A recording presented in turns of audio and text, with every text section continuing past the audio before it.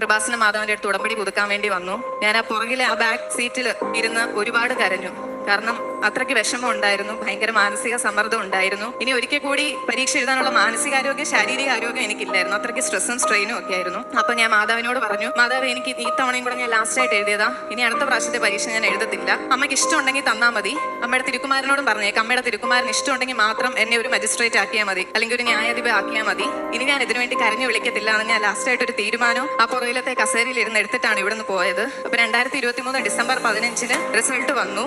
എനിക്ക് 22ാമത്തെ റാങ്ക് ആണ് ഈ പരീക്ഷയിൽ കിട്ടിയത്. അങ്ങനെ ഞാൻ അത് പാസ്സായി. ഇപ്പൊ ഞാൻ കേരള ഹൈക്കോടതിയുടെ civil judge junior division trainee ആയിട്ട് അങ്കമാലി ജുഡീഷ്യൽ അക്കാഡമിയിൽ ട്രെയിനിങ്ങിലാണ്. അപ്പൊ എനിക്ക് പറയാനുള്ളത്, മനുഷ്യരാൽ അസാധ്യം ദൈവത്താൽ സാധ്യമാണ്. ഞാൻ ഈ ഇന്റർവ്യൂ എനിക്ക് കിട്ടത്തില്ല, എനിക്ക് മജിസ്ട്രേറ്റ് ആവാൻ പറ്റത്തില്ല, ഇതെന്റെ ലാസ്റ്റ് അറ്റംപ്റ്റ് ആണ് എന്ന് പറഞ്ഞ് ഞാനൊരു വിധി എഴുതിയതാണ് അമ്മ മാതാവ് തിരുക്കുമാരനിലൂടെ മാറ്റി എഴുതി എന്നെ ഇങ്ങനെ ഇപ്പൊ ഈ ഒരു വലിയ പദവിയിൽ നിർത്തിയിരിക്കുന്നത്. കൃപാസന മാധവന്റെ അടുത്ത് ഉടമ്പടി പുതുക്കാൻ വേണ്ടി വന്നു.